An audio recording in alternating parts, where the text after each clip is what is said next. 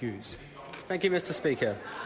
To the Minister of Finance, will the government in Budget 2010 continue to spend billions of dollars on the 7 roads of national significance identified in the National Infrastructure Plan?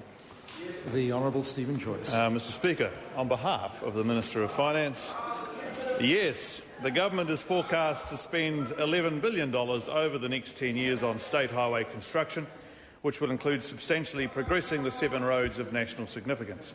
We're doing this to lift our national productivity and economic growth by easing prominent bottlenecks within and around our 5 largest metropolitan areas and by linking our major sea and airports more effectively into the state highway system.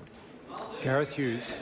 Can the Minister of Finance confirm that 2 of the motorways, Puhoi to Wellsford and Transmission Gully, have benefit cost ratios of less than 1, meaning that for each dollar spent they will not achieve even $1 in benefit? The Honourable Stephen Joyce. Mr Speaker, I can confirm that depending on which way you measure Transmission Gully, you can come up with a BC of less than 1.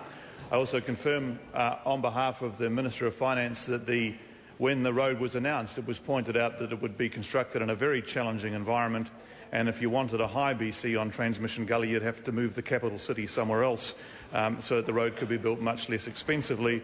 In the case of Puhoi to Wellsford, depending on the discount rate used and taking into account the wider economic benefits, it ranges from 0.8 to 1.6, I think from memory.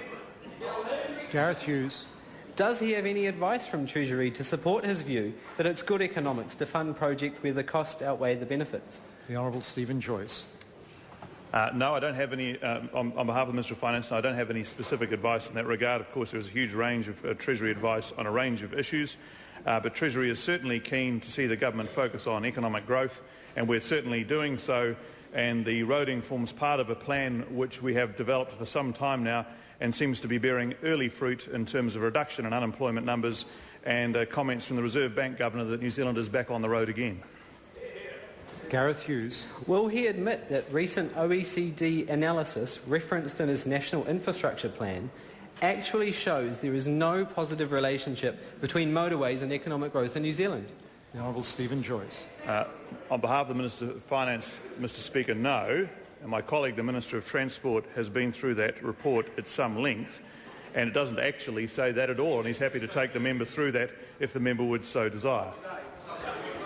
The Honourable Darren Hughes. Mr Speaker, how does he plan to come up with the $600 million shortfall between the funds that he has available to him as Minister of Finance and the funds that are required to build the 7 roads of national significance over the next 7 years? The Honourable Stephen Joyce. Mr Speaker, on behalf of the Minister of Finance, I'm not sure exactly which numbers the member is referring to, because, no, the National Land Transport Program projects $10.7 billion to substantially progress the roads of national significance over the next 10 years. It makes no prediction as to what will be completed within 7 years. That's right. Gareth Hughes. What is his response to all the evidence that spending on trains and buses creates twice as many jobs as spending on motorways, because motorway construction involves more land and machinery than people? The Honourable Stephen Joyce. Mr Speaker, on behalf of the Minister of Finance, I think the member is referring once again to the OECD report, and I'm happy to take him through it at some point, because the points that he's making is not reflected in the analysis of the appropriate approach for investment in New Zealand, which reflects that we have a very historically very road-dominated transport system, which we are continuing to invest in. Gareth Hughes. Thank you, Mr Speaker. I seek leave to table graphs from the OECD report, Infrastructure and Investment, page 62 and page 63, which show there is no correlation between motorways and economic growth in New Zealand, and a strong positive link between Order, leave economic us sought to growth. table those documents. Is there any objection? There is no objection. Question number 4, the Honourable